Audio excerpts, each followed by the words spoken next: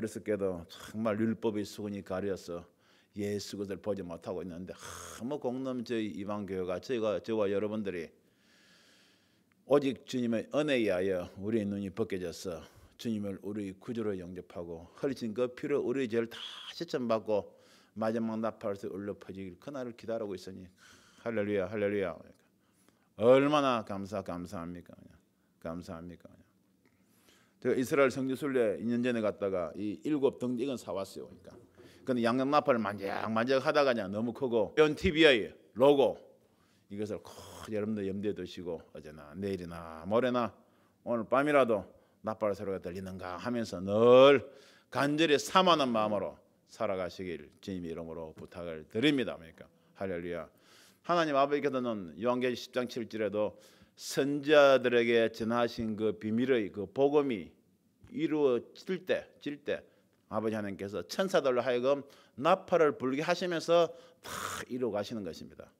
할렐루야. 그러니까 그런 영적인 비밀을 깨닫고 우리가 오늘도 계시록의 말씀을 대하겠습니다. 오늘은 요한계시록 6장 말씀입니다. 요한계시록 6장 1절부터 우리가 8절까지 일단 우리가 봉독하겠습니다. 6장 오늘 다 끝내길 바라는데 또 6장 1절부터 8절까지 일단 우리 합독하겠습니다. 시작.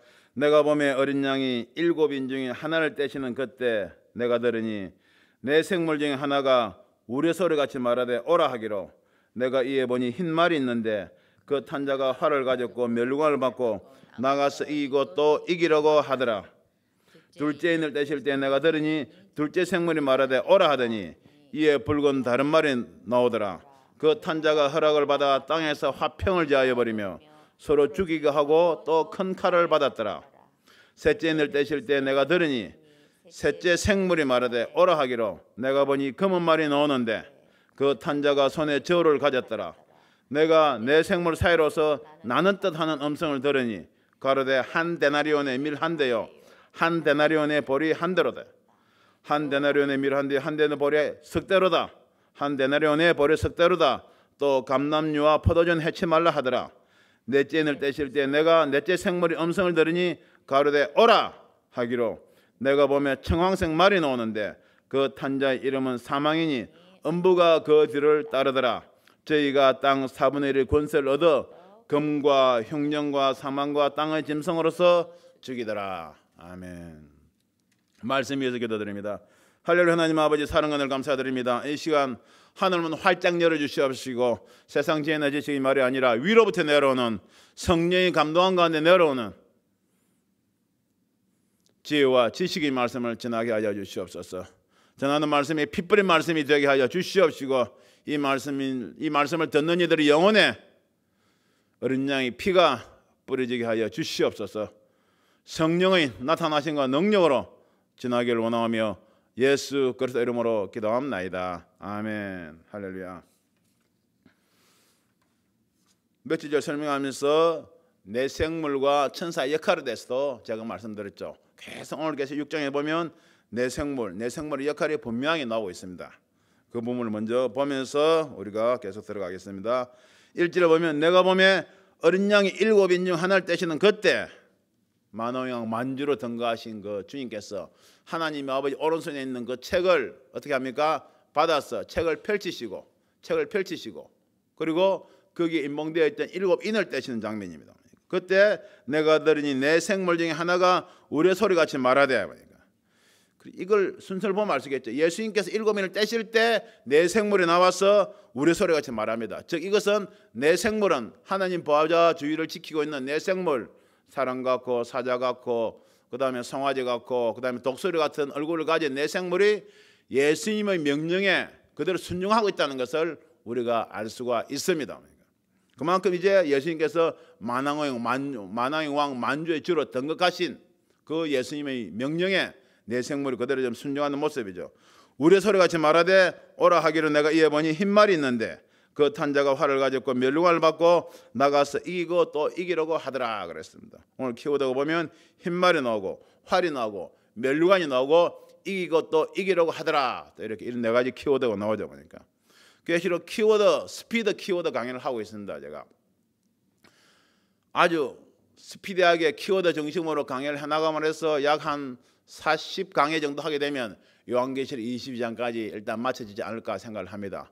그 이후에는 부분적으로 키워드를 조금 더 깊이 들어가는 그런 강의를 다니엘서와 또 구약의 선지서들과 연계하여 또 요한계시록 키워드 강의를 좀 더 깊이 있게 해나갈 계획입니다. 그래서 중요한 것은 전체적으로 우리가 빨리 머무르는 것이 아니고 요한계시록 1장부터 22장까지 스피디하게 키워드 중심으로 저희들이 훑어나가면서 마지막 때 세상 정치, 경제, 종교, 사회, 문화, 군사, 의료 이 모든 것이 하나님의 말씀대로 되어가고 있다는 것을 확증하는 그런 시간이 되시길 주님 여러모로 부탁을 드립니다. 일곱 있는 말세의 징조죠. 보니까 환란의 서막을 의미하죠. 보니까 인, 그 다음에 나팔, 그 다음에 대접장이 계속 일어나게 되어 있죠. 그중에 첫째 주님께서 인을 떼실 때 이 땅에 임하는 환란의 서막이 이제 임하고 있는 것입니다. 그러니까 네 가지 색깔의 말은 마지막 때 세상을 지배하는 네 가지 세력과 네 가지 사상을 의미하죠. 이게 스가랴서 6장에 보면 네 병거의 색깔로도 나오게 됩니다. 진행하면서 말씀드리겠습니다. 첫째 키워드 흰말과 그 탄자라고 했습니다. 흰말을 탔다는 것은 하나님께 속한 것 같으나 믿음이 없고, 하나님께 속한 것 같으나 믿음이 없고, 하나님께 속한 것이 믿음이 있는 것 같이 행동을 하지만, 하나님을 믿는 사람, 예수 믿는 사람 가지고 그런 행동을 하지만 실상으로는 예수 그리스도가 없는 걸 뜻한다는 것을 여러분 또 기억을 하시기 바랍니다. 오래전에 성경이 풀리기 전에는 흰말 탔으니까 전부 다 흰말 탄 자는 예수님이라고 해석을 많이 했어요. 그렇지만 여러분들 흰말 탄 자는 여기서 절대 예수님이 아니란 것을 여러분들 꼭 기억을 하시기 바랍니다. 예수가 없는 자들이죠. 먼저 결론도 말씀드리면 이것은 마지막 때 나타날 적그리스도와 그 세력들의 모습이죠. 어린 양과 백마는 바로 예수님을, 어린 양은 백마를 타고 오시게 됩니다. 흰말 타는 것 같지만 백마를 타고 오신다고 성경은 계시록 19장 14절부터 보게 되면 지상 재림하신 주님께서 하나님이 올리고 천군 천사와 함께 충신과 진실의 이름으로 피 뿌린 옷을 입은 그분이 백마를 타고 내려오시게 되죠.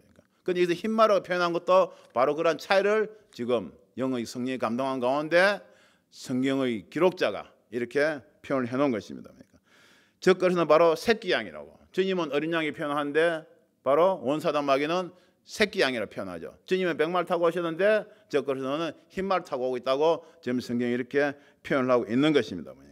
말은 바로 권세와 위험, 사상을 뜻하며 한편으로는 어떤 전쟁에 쓸 여러 가지 무기들 그런 것들을 의미하죠.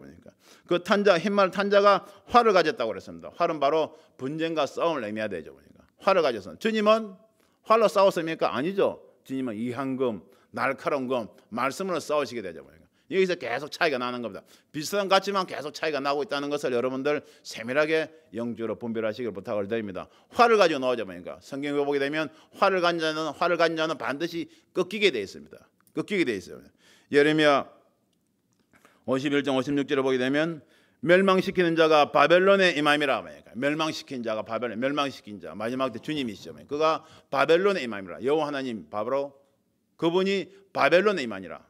계시록 18장 4절을 보면 뭐라고 했습니까? 너희가 그 바벨론 성에서 나와라. 거제에 참여하지 말고 나와라 그러잖아요. 정말 바벨론 제국 그때부터 끝날 때까지 이 세상을 악으로 지배하는 그런 세력을 계속 성경은 바벨론 성이라고 표현을 하고 있습니다. 그래서 옛날 구약 시대도 그렇고 바벨론은 악의 무리였고 끝날에도 바벨론 성을 지칭하면서 그들이 이제 참여하지 말고 계속 나오라고 그러고 있습니다. 그러면서 그 큰 성 바벨론이 무너졌다 하면서 계시록 18장에 끝날에 그렇게 될 것을 기록하고 있는 것입니다. 예레미야 51장 56절을 보면 멸망시키는 자가 바벨론의 임함이라. 그 용사들이 사로잡히고 그들의 활이 꺾이도다. 바벨론은 그 용사들, 악한 세력들의 그들의 활이 꺾이도다. 그러면서 뭐라고 하는가 하면 여호와는 보복의 하나님이시니 반드시 보응하시로다. 죄에 대해서는 반드시 하나님께서 보복하시고 보응하신다는 그분이라는 것을 여러분들 꼭 기억을 하시길 바랍니다. 면류관을 받고 했습니다. 면류관. 계속 우리가 며칠 전에도 면류관에 대해서 말씀을 드렸는데 저와 여러분들 받을 면류관 어떤 면류관입니까? 썩지 않을 면류관, 생명의 면류관, 영광의 면류관, 금면류관, 의의 면류관, 다 그런 면류관 우리가 받기를 사모하면서 저와 여러분들 주님을 향해 달려가고 있죠. 그렇지만 여기에 기록한 면류관은 우리가 말하는 그런 멸류관이 아닙니다. 그러니까 여기서 말하는 멸류관은 바로 즉 그래서 그 세력들이 세상에서 취할 자기들의 부와 명예와 권세 그런 것을 의미하죠. 그리고 여러분 같은 단어가 나오더라도 성경 읽어볼 때 전후자를 잘 살피면서 그 의미를 깨닫는 여러분들이 되시길 주님 이름으로 부탁을 드립니다.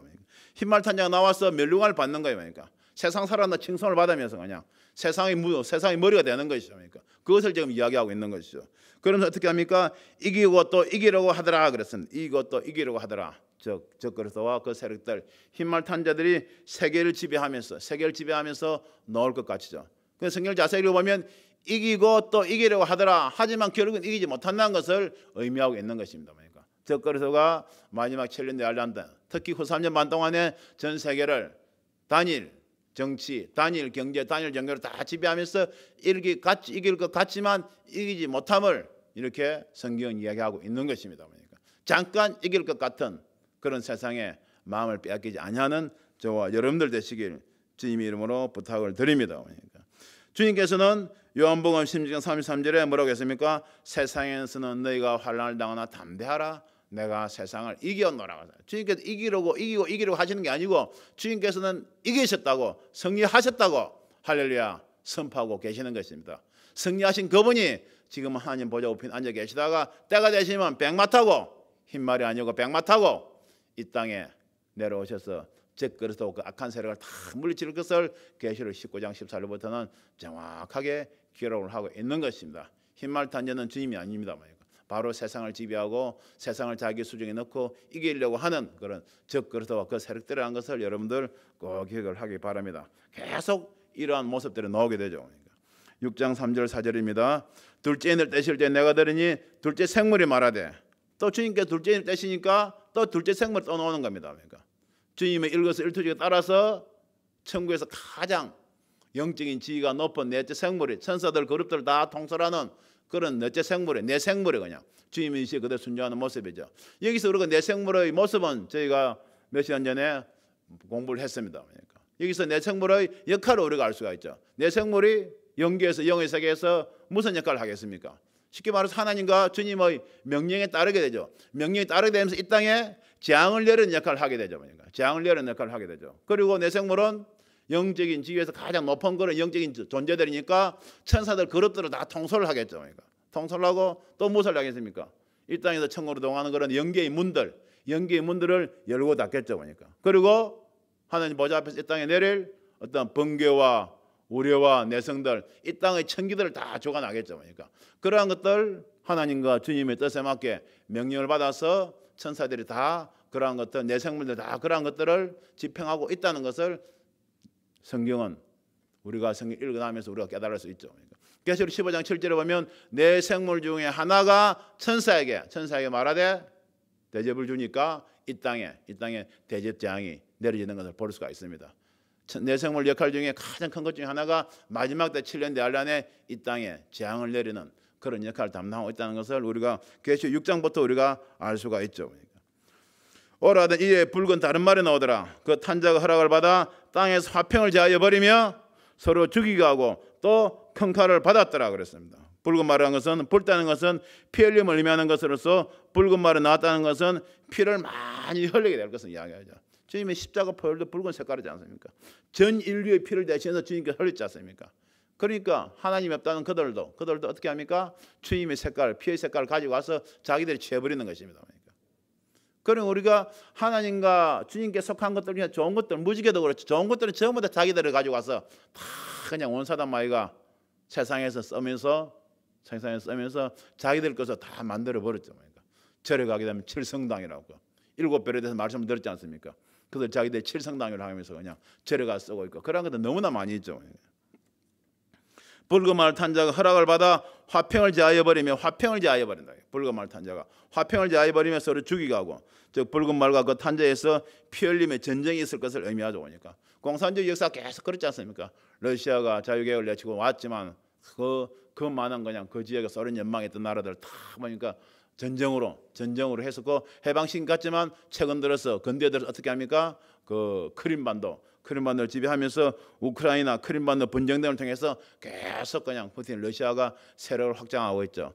또 한 축의 공산주의 중국은 어떻게 하고 있습니까? 지금 미국과 그냥 경제로 그냥 첨예하게 대립하면서 IT 전쟁을 일으키면서 세계 패권 다툼을 벌이고 있죠. 그러니까 큰 축 러시아와 중국이 그렇게 전 세계적으로 그 세력을 확장하면서 화평을 제하여버리고 분쟁을 계속 일으키고 있는 모습들이 지금 마지막 때 그대로 이루어지고 있는 겁니다. 그러니까 그 사이에서 북한이 그냥 어떻게 하겠습니까? 또 이 땅의 화평을 제하여버리려고 그냥 이 땅을 토시탐탐 노리고 있는 것이죠.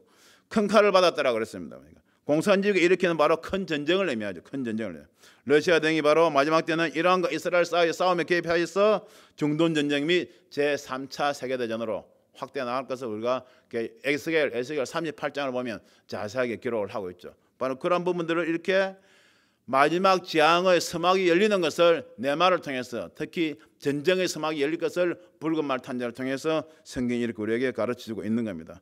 바로 붉은색이 뿌리는 여러분들 야고보형 에스를 기억하실 겁니다. 에스가 바로 에돔 민족 조상이죠. 그러니까 에스는 태어날 때부터 그 틀이 붉었다고 창세기 25절을 기록하고 있죠. 그러니까 먼저 넣은 붉고 전신이 가독 같았어요. 짐승이 털 가죽으로 만든 그런 옷 같았죠. 붉은색을 타고 태어났죠. 그러니까 에서의 후손들이 바로 에돔 민족을 이루게 되죠. 에돔 민족 중에서 바로 아모리 족속이 나오면서 공산주의로 그 영이 붉은 영이 계속 이어지고 있다는 것을 우리는 깨달을 수가 있습니다. 기회가 되면 공산주의 영적 뿌리에 대해서 한번 말씀을 드리도록 하겠습니다. 이들도 결국은 에돔 민족 다 나중에 어떻게 됩니까? 멸망하게 되죠. 아모스 1장 11절 말씀을 보면 여호와께서 가라사대 에돔의 서너 가지 죄로 인하여 내가 그 벌을 돌이키지 아니하리니 이는 저가 칼로 그 형제를 쫓아가 맨날 구약시대 때부터 에돔 족속들이 아모리 족속들이 그냥 이스라엘 쫓아가면서 칼로 그 형제를 쫓아가며 그때 쫓아갔던 그 칼이 마지막 때는 큰 칼이 되어서 전 세계 다 전쟁을 일으키는 모습인 겁니다. 그러니까 구약은 여러분들 뿌리예요. 그러니까 오실 예수님이 뿌리고 신약은 구약의 말씀대로 오셔서 걸어가신 예수님이 그 모습 그대로고 그러니까 구약의 뿌리를 늘 여러분들 연구하고 상고하시는 여러분들 되시길 바랍니다. 칼로 그 형제를 쫓아가며 긍휼을 버리면 너가 항상 맹렬하여 분을 끝없이 품었음이라.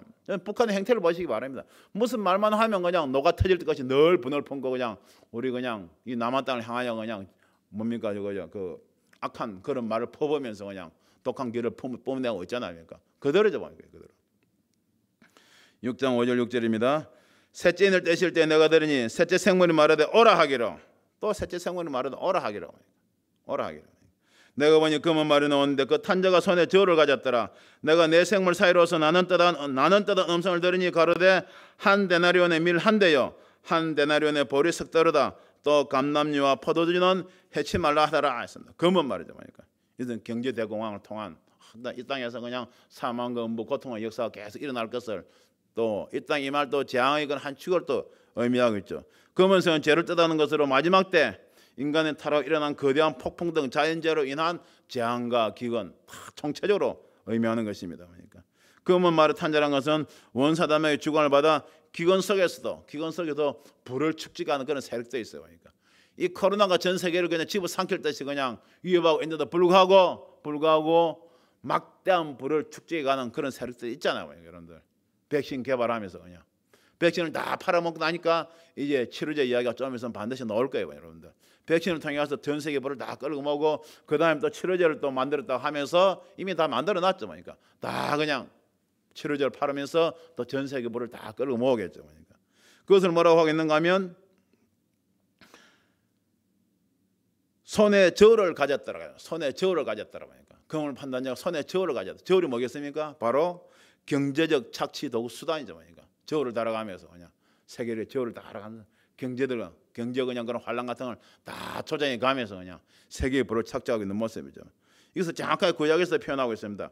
호세아 12장 7절에 보면 저는 상고라고 그냥 지금은 좀 세련된 말로 표현하면 뭐겠습니까? 세계 다국적 기업이라든지 글로벌 컴퍼니라든지 그냥 전 세계 그냥 경제를 주무르는 석유 메이저 기업들이라든지 곡물 매제 기업들이라든지 금융 자본가들이라든지 그런 성경은 상고연화를 표현하고 있죠. 그러니까 이 전 세계를 지배하고 있는 단일 경제 체계를 주도해 가는 이 상고들 경제 세력들이 마지막 계시록 17장 18장에 가면 어떻게 됩니까? 바벨론성이 무너지고 무너질 때 저들이 통곡하는 모습이 나오게 되죠. 그러니까 자기들이 쌓아놓은 부가 어떻게 됩니까? 다 멸망하였다 하면서 나오게 되는 것이죠. 그러니까 바로 그 상고를 말하는 거죠. 이것을 구약시대 때부터 예언하는 거죠. 그러니까 호세아서 12장 7절에 저는 상고연을 손에 거짓 저울을 가지고 사치하기를 좋아하는도다. 할렐루야. 아마 사치하기를 좋아한다. 여러분 결코 세계 경제 그런 흐름에 거짓된 세계 경제 흐름에 여러분들 마음을 빼앗기지 마시길 바랍니다. 그러니까 한 데나리온의 밀 한 대요 한 데나리온의 보리 석 대로다 그랬습니다.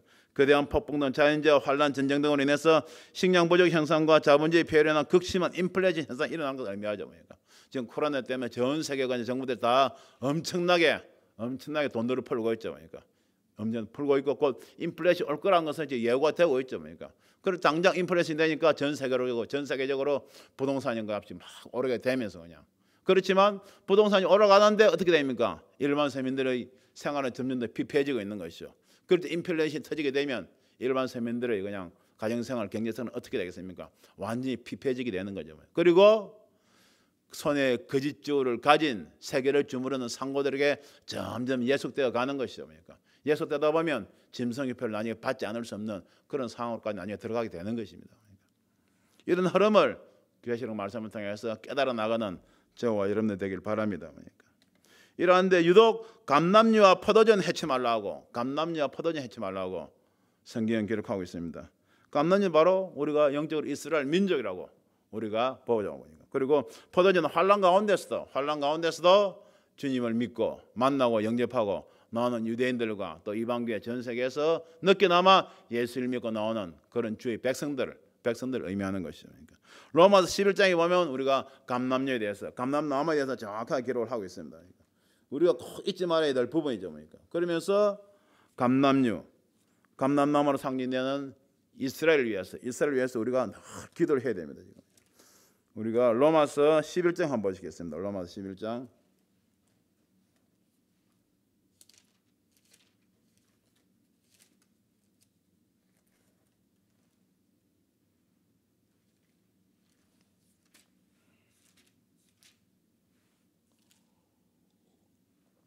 로마서 11장 13절부터 보겠습니다. 로마서 11장 13절부터 내가 이방인인 너희에게 말하노라. 사도 바울 선지자가 우리 이방인으로서 구원받은 사람들에게 이야기를 하는 겁니다. 내가 이방인 너희에게 말하노라. 내가 이방인의 사도인 만큼 내 직분을 영광스럽게 여기노니. 사도 바울은 그냥 이방인에게 복음을 전한 것을 아주 영광스럽게 여긴다고 이야기를 하고 있습니다. 저와 여러분들 믿지 않는 자들에게 복음 전하는 것을 아주 영광스럽게 여기시길 바랍니다. 이는 내 권력을 아무쪼록 시기케 하여 이 내 권력은 사도 바울의 권력은 정통 유대인이죠. 그러니까 유대인들을 시기케 하여 저희 중에서 얼마를 구원하려 함이라고. 하나님 섭리에서 이방인들에게 복음을 전하여 이방인을 구원한 것도 결국은 마지막 때 유대인들을 구원하기 위한 하나님의 섭리라는 것을 사도 바울은 깨닫고 있는 것이죠. 그러니까 죄를 버리는 것이 세상의 화목이 되거든 그 받아들이는 것이 죽은 자 가운데 사는 것이 아니면 무엇이리요?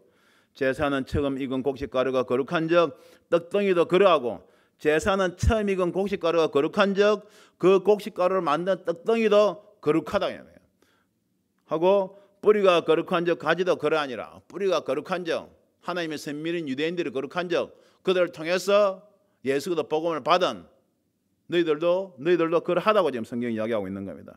또한 가지 얼마가 꺾여졌는데 돌감람나무의 너가 그들 중에 접붙임이 되어 창감람나무 뿌리의 진액을 함께 받는 자 되었은즉 창감람나무 바로 예수 그리스도에 우리가 붙어서 참 그냥 그 진액 같은 그 생명에서 복음을 우리가 함께 받는 자가 되었다는 것을 이야기하죠. 그러니까 그 가지들 향하여 자긍하지 말라. 그 가지들 향하여 자긍하지 말라. 자긍할지라도 네가 뿌리를 보존하는 것이 아니요 뿌리가 너희를 보존하는 것이니라. 이게 무슨 말입니까? 창감나무의 원가지들은 누굽니까? 바로 유대인들이죠. 봐요. 이스라엘 민족들이죠. 그러니까 그래서 너희가 접붙임을 받아서 그 진액을 마시고 구원받았다고 해서 창감나무 가지들에 대해서 너무 그렇게 잘난 척하지 말라고 말이죠. 자긍하지 말라고 말이죠. 그러니까 그러면 네 머리 가지들이 꺾인 것은 나로 젖붙임을 받게 하려 함이라 하리니 옳도다. 저희는 믿지 아니함으로 꺾이고 너는 믿음으로 섰느니라.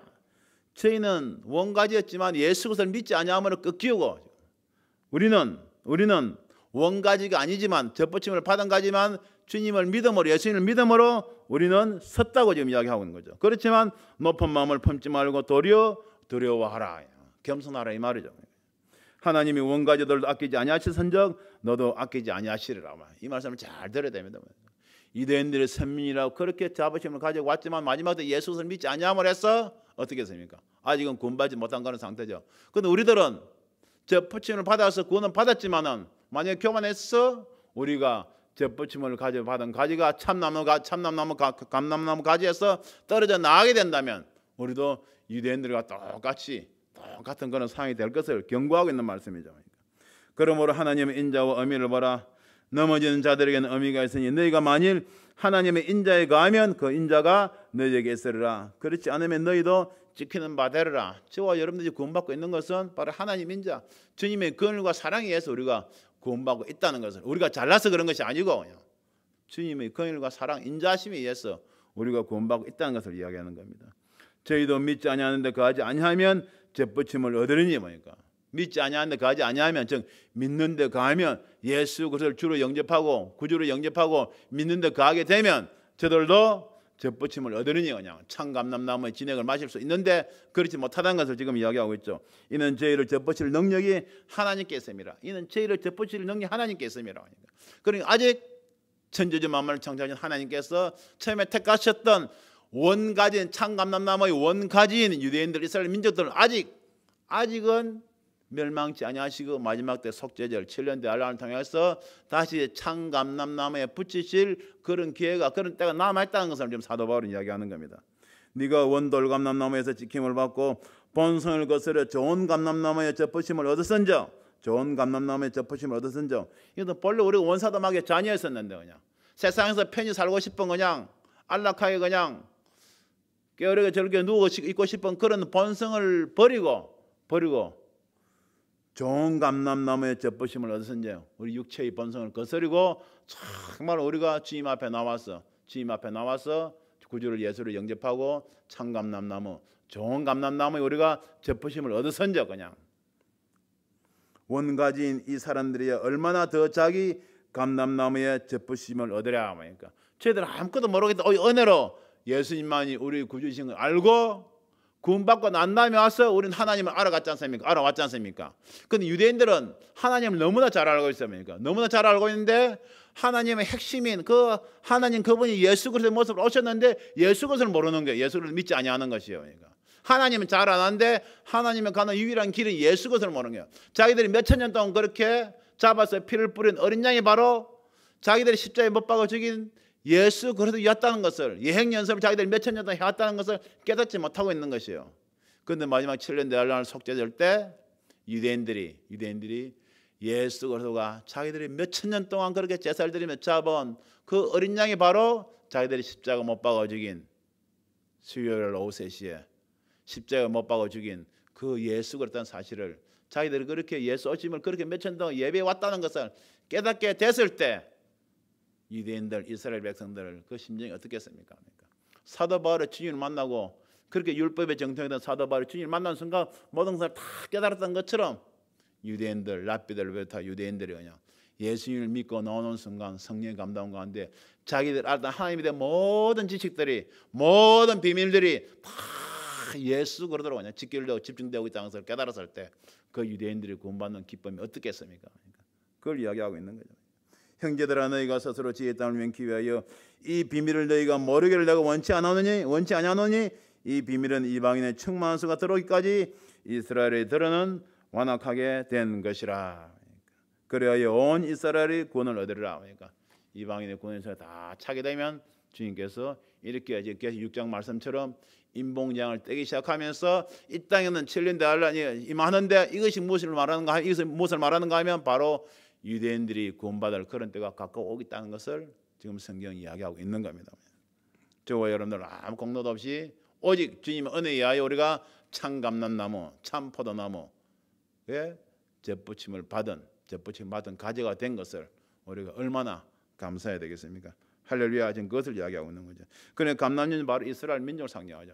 그리고 포도주는 환란 가운데서도 예수 믿고 나오는 그러한 유대인들 백성들 말하고 또한 또 전 세계적으로 환란 가운데서 그렇게 그냥 자기들 들을 때도 거부했던 바로 예수 그리스도 생명복음을 다시 듣고 환란 가운데서 예수 믿고 나오는 성령 받고 나오는 그런 사람들을 의미하죠. 그러니까. 그때 주님께서는 7년 환란 가운데서 이들을 보호하신다는 그런 의미인 것입니다. 6장 7절 8절입니다. 넷째 늘 떼실 때 내가 넷째 생물의 음성을 들으니 가로되 오라 하기로. 또 넷째 생물이 명령하니까 이 땅에 재앙이 임하지 않습니까? 또 내가 보면 청황색 말이 나오는데 그 탄 자의 이름은 사망이니 음부가 그들을 따르더라. 저희가 땅 4분의 1 권세를 얻어 금과 흉년과 사망과 땅의 짐승으로 죽이더라 그랬습니다. 청황색 말은 마지막 때 세계를 지배할 짐승 정부 세력이죠. 경제 종교 혼합 세력들을 말하는 거죠. 그리고 기근, 질병, 흉년, 사망이 따라오게 되죠. 그러니까 이들이 세상을 향해서 그냥 전 세계를 다 그냥 단일 경제, 단일 종교, 단일 장을 한 다음에 정책을 베푸면 베풀수록 잠깐은 좋아지는 것 같지만 결국은 기근과 흉년과 그냥 사망으로 그냥 자기들이 아무리 좋은 정책을 펴도 하나님 아버지께서 이 땅에 흉년을 명하시면 흉년이 되게 되겠죠. 그러니까 하나님이 없다 하는 그런 땅의 표본이 바로 환란이 임하고 있는 그런 표본이 바로 북한이지 않습니까? 북한이 어떻습니까? 그러니까 1900년 초반에 평양의 대봉성을 통하여 그냥 그렇게 그냥 뜨겁게 일어났었는데 일제시대 때 그냥 장자교단이 그냥 예배드릴 때 먼저 신사 참배해도 된다고 공식적으로 선언하는 바람에 그것이 하나님 아버지의 큰 배도의 길이었죠. 그 결과 어떻게 됐습니까? 평양의 교회들이 다 사라져 버렸지 않습니까? 그 결과 하나님이 없다 하는 그런 땅에 대해서 이제 북한이 얼마나 그냥 기근이 임하고 있습니까? 실정적으로 우리가 볼 수가 있죠. 그런데 지금 우리나라가 어떻습니까? 1959년에 그냥 WC가 들어오고 몇십 년 오다가 2013년에 부산 백석구에서 공식적으로 WCC 총회를 개최하면서 여기도 권위 있다고 저기도 권위 있다고 그건 공식적으로 우리가 하나님 앞에 주의 종들이 배도의 길을 걷기 시작하게 된 것을 의미하는 것입니다. 그러니까 개인이 조금 죄를 저지르는 거하고 단체나 국가가 국회를 통해서 법을 세운다든지 아니면 교회의 정부라고 할 수 있는 교단이나 총회가 공식적으로 천명한 것은 하나님 앞에 죄를 지은 정도가 다르죠. 그러니까. 그런데 많은 우리나라 장자교단을 포함하여 그런 큰 교단들이 2013년도 부산 백석구에서 WCC 총회를 공식적으로 개최했다는 것은 하나님 앞에 큰 배도의 죄를 저지른 겁니다. 그러니까. 그때부터 본격적으로 이 땅에 이러한 재앙의 서막이 울리고 있다는 것을 저와 여러분 깨달아야 되는 겁니다. 이것을 돌이키기 위해서는 우리가 참 이것을 깨닫고 하나님 가슴에 막힌 담 우리 주의 종들은 먼저 주님 앞에 나가서 회개해야 되는 것입니다. 그래서 지금 전국적으로 많은 어려운 종들이 일어나고 있지 않습니까? WC, WEA에서 나오자 탈퇴하자 오직 예수 그리스도만이 참 감람나무 그냥 좋은 감람나무 예수 그리스도만이 우리의 유일한 구원의 길이라고 선포하고 나오고 있는 것입니다. 그러니까 이 말씀 혹시 양떼들이 듣고 있습니까?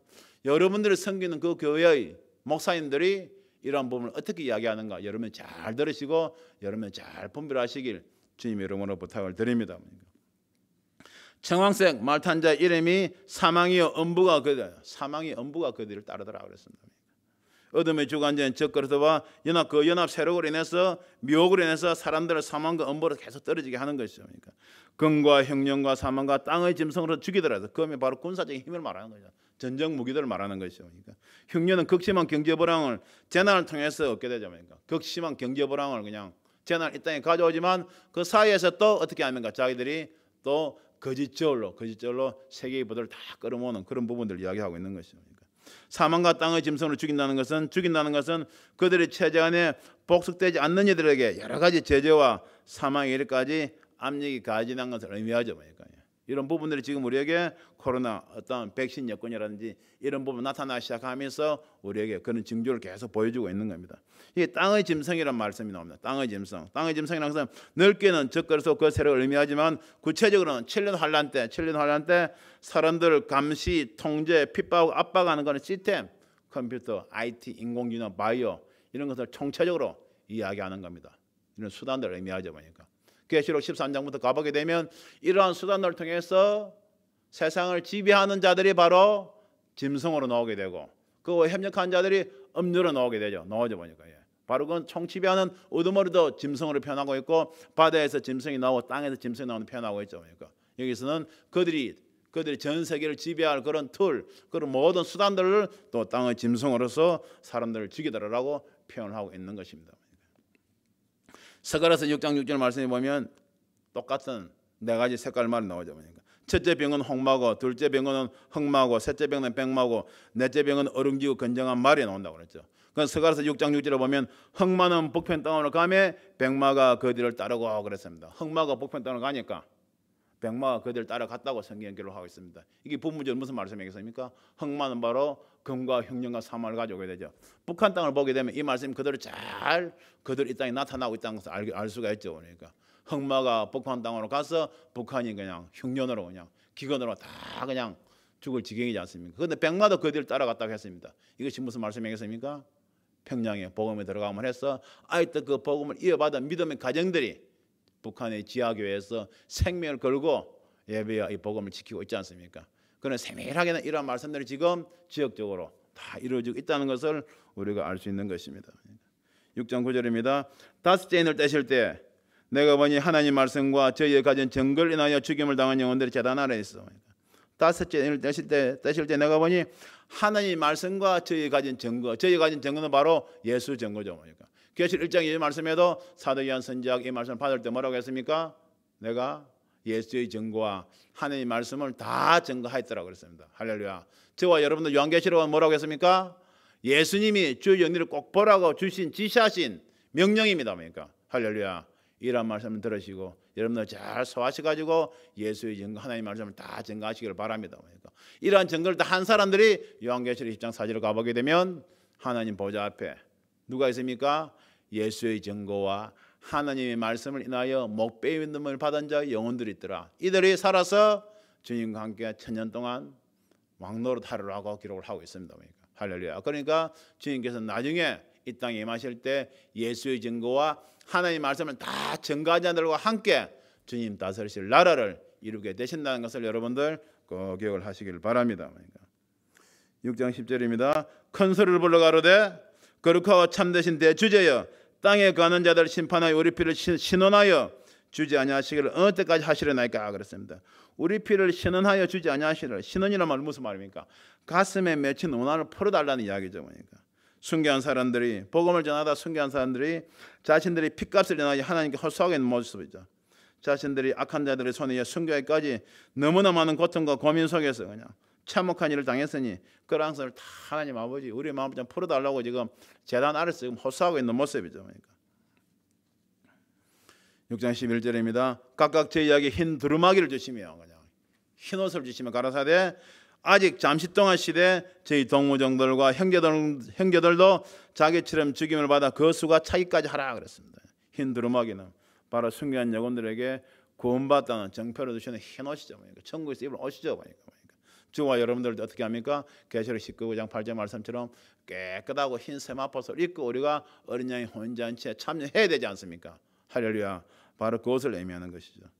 6장 12절입니다. 내가 보니 여섯째 인을 떼실 때 큰 지진이 나며 큰 지진이 나며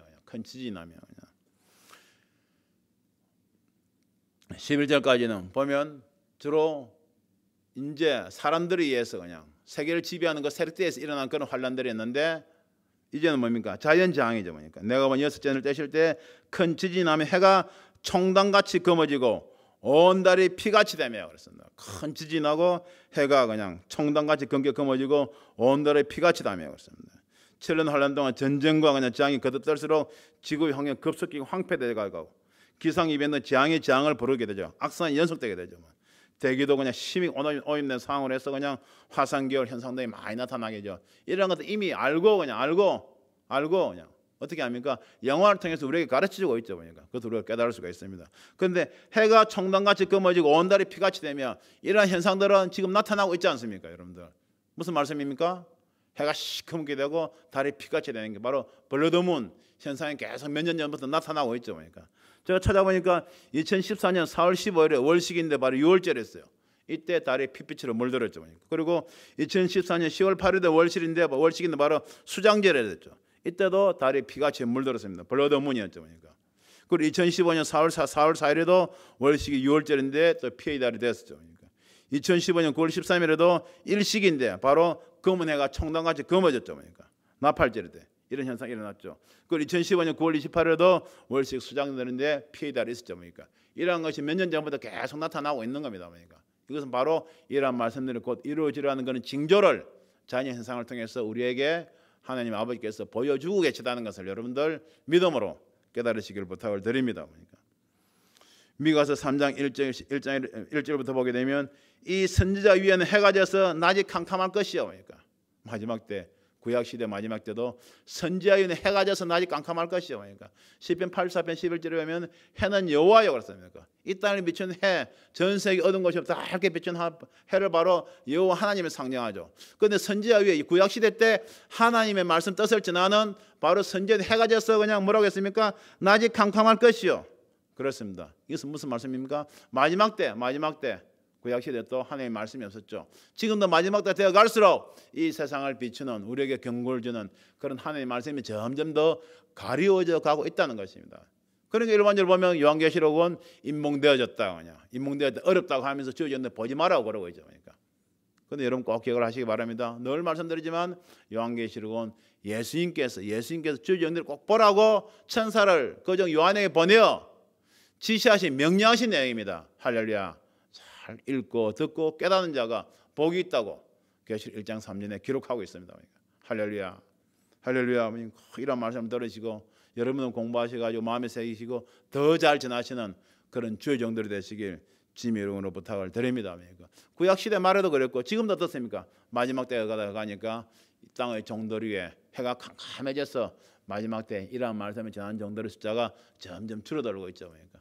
아까 블라우드문이라든지 이런 것을 이야기해도 이제 보니까 한때 지나가는 자연 현상이라고 그러고 징조로 받아들이지 아니하죠. 보니까 세상 정치, 경제, 종교, 자연, 사회, 문화, 군사 이런 모든 것이 하나님 말씀 되어가고 있는데 그러한 현상들을 점점 무시하고 있죠. 그러니까.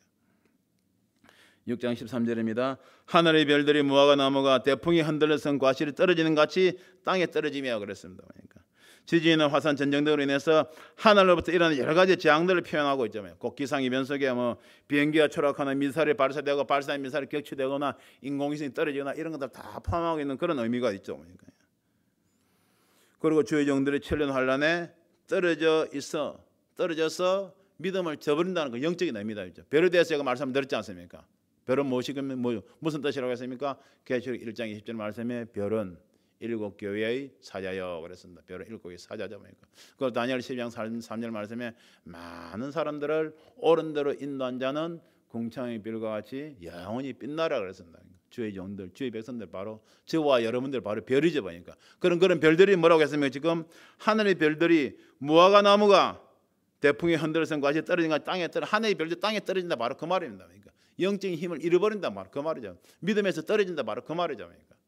이러한 자리에 결코 들어가지 아니하는 저와 여러분들 되시길 부탁을 드립니다. 14절입니다. 하늘은 종이축이 말리는 같이 떠나가고 각 산과 섬이 제자리에서 옮기며 그랬어요. 큰 자연재해 지진 현상 계속 일어나는 거죠. 그러니까. 지구가 운행되고 있는 법칙들이 뒤죽박죽이 되어서 전체적으로 흐트러지게 될 것을 의미하죠. 그냥 사계절 기후 여러 가지 기근이 생기기만 해서 그냥 곡물 생산이 감소되고 그냥 해양 생태계가 파괴되고 그냥 지진, 화산 폭발 등 홍수, 해일, 쓰나미 그냥 가뭄 등으로 그냥 해서 전 세계 자연이 피폐해져가는 그런 황폐해져가는 현상을 말하는 거죠.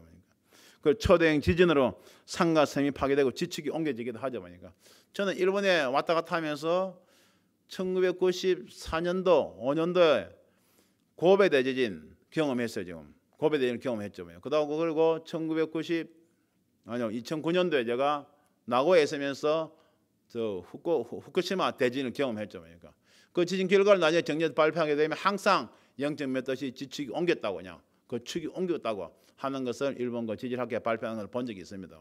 그런데 그것과는 비교할 수 없을 정도로 큰 지진이 일어나면서 뭐라고 했습니까? 각 산과 섬이 제자리에서 옮기며 이 땅을 기준한 측정의 그 지축이 다 옮길 것을 이야기하는 것이죠. 15절입니다. 땅의 임금들과 왕족들과 장군들과 부자들과 강한 자들과 각 종과 자주자가 굴과 산바의 틈에 숨어 그냥 하늘에서 뭐가 별이 떨어지고 그냥 이 땅에 말할 수 없는 큰 짓이 일어나니까 이 땅에서 어떻게 합니까? 땅의 임금들과 왕족들과 장군들과 부자들과 강한 자들과 각 종과 자주자가 합니까? 이 세상을 지배하는 세력들을 말하는 거죠. 적그리도 함께 이 세상을 지배하는 그런 세력들을 말하는 거죠. 그들 어떻게 하고 있습니까? 굴과 산바위 틈에 숨어 그래요. 굴과 산바위 틈에 숨어. 하늘에서 별이 떨어지고 온갖 자연재해가 일어나는데 굴과 산바위 틈에 숨는다고 살아나겠습니까? 지금도 보면 이 땅에 환란이 임하니까 땅에 뭐 어디 뭐 피지 세민가 어딘가 하면서 어디 그냥 피난처를 마련하러 가자 하고 하는데 여러분들 이 말씀들 잘 깨달으시길 바랍니다. 그러니까 이 세상에 피할 곳이 없습니다. 7년 달려 임하게 되면 단지 유대인들 위해서 믿는 자들 위해서 하나님께서 피할 곳을 조금 알려주시긴 하죠. 그것 외에는 이 땅에 피할 곳이 없죠. 그러니까 아직까지 하나님께서 알려주시지 않는데 우리가 어떻게 알겠습니까? 저 영들을 함부로 이거 주류의 피난처라고 하면서 순진한 양떼들을 미혹하지 마시기를 바랍니다. 지금은 육적으로 지리적으로 우리 어디에 양식을 쌓아놓고 피할 것이 아니고 어떻게 됩니까? 하나님 말씀을 예수의 증거를 우리 마음에 새기면서 회개하면서 마지막 나팔에서 울려 퍼지기를 기다리는 믿음으로 우리가 나아가는 것이 정도인 줄 여러분들 꼭 믿으시길 바랍니다. 그러니까 어떻게 하고 그냥 어디 뭐 땅 밑에다 굴을 만들고 빵카를 만들고 물 뭡니까 식량을 쌓아놓지 않은 그런 말씀에 그런 말들에 여러분들 결코 미혹되지 마시길 주님 여러분으로 부탁을 드립니다. 그러니까 이 말씀 두려움으로 인해서 산이나 바위 그 무엇이라도 자신들을 덮어 가려주기를 그냥 바라고 있는 것입니다. 해를 우리가 바로 쳐다볼 수가 없지 않습니까? 이 땅에 지는 데 하려니 임하니까 그냥 우리가 하늘을 쳐다볼 수가 없는 것이죠. 그러니까 그래 자꾸 그냥 어떻게 합니까? 땅속으로 숨으려고 하는 그런 모습들이죠. 그러니까 인류 스스로가 환경을 파괴하고 전쟁을 일으키고 온갖 재앙을 자초하고 있는 것이죠. 그러니까 그래서 인류의 재앙의 결과, 인류가 스스로 자초한 재앙의 결과인데도 불구하고 이러한 것들을 그냥 하나님이 하신다고 하나님에게 핑계를 대고 하나님의 불평, 하늘을 향해서 그냥 불평, 원망을 쏟는 모습을 보는 거죠. 이러한 것은 하나님의 진노로 인한 재앙이라고 하면서 두려워하는 모습이죠. 그러다 재난이 잠깐 잠잠해지면 나와서 악을 벌이면서 또 자기의 유익을 바라는 모습들은 계속 반복되면서 점점 더 큰 재난으로 이제 들어가게 되는 것이죠. 그러니까 지금 이런 현상이 나타나고 있지 않습니까? 가끔 우리가 뉴스 보게 되면 그냥 미국의 거대 기업들 그냥 자본가들 어떻게 합니까? 땅 밑에다 큰 호텔을 만들어 놓고 있다고 그러고 그러니까 우리나라에도 그냥 잘 사는 동네들은 자기 그냥 큰 저택 밑에다가 큰 벙커를 만들어 놓고 그냥 몇 년은 견딜 수 있는 식량과 물을 그냥 쌓아 놓고 있다고 그러니까. 전쟁에 대비하고 재난에 대비한다고 한 그런 현상들 벌써 이 땅에 나타나고 있죠. 그러니까 그런 것이 바로 이런 말씀들이 이 땅의 현상으로 다 나타나고 있는 그런 현상이라는 것을 깨닫는 저와 여러분들 되기를 바랍니다. 그러니까 오늘 계시록 6장의 말씀을 전했습니다. 그러니까 흰말, 그 다음에 붉은 말, 그 다음에 검은 말, 청황색 말입니다. 그러니까 마지막으로 드리고 싶은 말씀은 이상하게 이 네 가지 색깔의 말이 중동의 요르단 국가를 비롯하여 중동 지역에 있는 국가들의 국기 속에 색깔 속에 다 들어가 있어요. 여러분들 이것이 무엇을 의미하겠습니까? 하나님께서 마지막 때 내리신 이 땅의 재앙들이 중동 지역 국가를 중심으로 일어나면서 전 세계적으로 번져 나갈 것을 의미하는 것입니다. 의미하는 것이죠. 그러니까 바로 그 핵심 중간에 가운데 이스라엘과 이란이 있는 것이죠. 그러니까 그래서 우리가 이스라엘이 바로 하나님의 카리오스의 시간 잣대라고 분침이라고 그냥 초침이라고 우리가 이야기를 하는 것입니다. 지금 이스라엘 불꽃이 팍팍 튀고 있지 않습니까? 그러니까 이것은 곧 이러한 말씀들이 이루어질 날이 점점 다가오고 있다는 것을 깨닫는 저와 여러분들 되기를 바랍니다. 두려워할 것이 아니고 이럴 때일수록 우리가 더욱더 예수 그리스도 하나님의 증거, 하나님의 말씀과 예수의 증거를 믿는 믿음을 가지고 더욱더 말씀 깊숙이 들어가서 청감람나무 진액을 더욱더 우리가 마시는 저와 여러분들 되시길 주님의 이름으로 부탁을 드립니다. 결론적으로 환란이 다가오고 있다는 것은 이스라엘 유대인들이 구원받을 시간이 다가오고 있다는 것이고 그것은 곧 주님께서 이 땅에 재림하셔서 영원히 하나님이 통치하실 나라, 주님이 다스리실 그 나라가 임할 시간이 점점 다가오고 있다는 것입니다. 눈앞이 임할 그런 환란을 보고 두려워할 것이 아니고 잠깐 이 땅에 임할 환란을 지나서 바로 주님께서 다스리실 나라, 그 나라가 임하고 있다는 것을 소망하고 기쁨으로 감사로 그냥 기도로 말씀으로 들어가는 저와 여러분들 되시길 주님의 이름으로 부탁을 드립니다. 세상 나라가 우리 주와 그 그리스도의 나라가 되어 그가 세세토록 왕노릇 하시리라. 할렐루야. 이사야서 52장 7절 말씀처럼 하나님이 통치하신 하는 자의 산을 넘는 발이 어찌 그리 아름다운고. 저도 지금 계시록 말씀을 들어가면서 이 세상에 산을 넘고 있는 거예요. 그러니까 여러분도 이 말씀을 들으시고 여러분들 앞에 혹시 여러 가지 역경과 고난이 있습니까? 그러한 역경과 고난, 세상에 주는 그런 산을 넘으시면서 하나님이 통치하실 날이 곧 가까이 온다는 하나님의 복음을, 그 하나님의 빛을 바라는 여러분들 되시길 주님의 이름으로 부탁을 드립니다. 기도하겠습니다. 할렐루야. 하나님 아버지 고맙고 감사합니다. 오늘도 부족한 종을 통하여 계시록 6장의 말씀을 증거하게 하심을 주여 진심으로 감사를 드립니다. 주님께서 책을 펴시고 인을 떼실 때 내 생물들이 주님의 뜻대로 움직이는 모습을 우리가 봅니다. 이것이 무엇을 의미합니까? 모든 이 세상 현상들이 하나님 아버지 예수님 말씀대로 되어가고 있다는 것입니다. 할렐루야. 하나님 아버지 이런 말씀을 깨달을수록 이 땅에 곧 환란이 임한다는 것을 우리가 믿지 않을 수가 없습니다. 그러니까 그렇다고 해서 우리가 두려워할 것이 아니고 이 땅에 환란이 임하면 이스라엘 유대인들이 구원을 받게 되고 그 이후에 주님께서 이 땅에 지상 재림하셔서 주님이 다스릴 나라, 하나님이 통치하실 그 나라를 이룬다는 그 나라를 삼하면서 마지막 나팔소리를 삼하면서 우리가 하루하루 성령에 나아가게 하여 주시옵소서. 아버지 하나님, 그것이 무엇을 말합니까? 우리가 오늘도 말씀을 받았습니다. 이 말씀을 가지고 하루하루 우리가 이 땅에서 최선을 다하면서 예수 그리스도를 믿는 믿음을 가지고 창감나무에 꼭 붙어서 그 진액인 이런 말씀을 우리가 잘 소화하며 나아가는 주의 백성들이 될 수 있도록 아버지 하나님 우리를 붙잡아 주시옵시고 힘과 능력을 다하여 주시옵소서. 감사드리오며 예수 그리스도 이름으로 기도합나이다. 아멘. 할렐루야. 우리 다 같이 하나님의 나팔 소리 찬송드리겠습니다.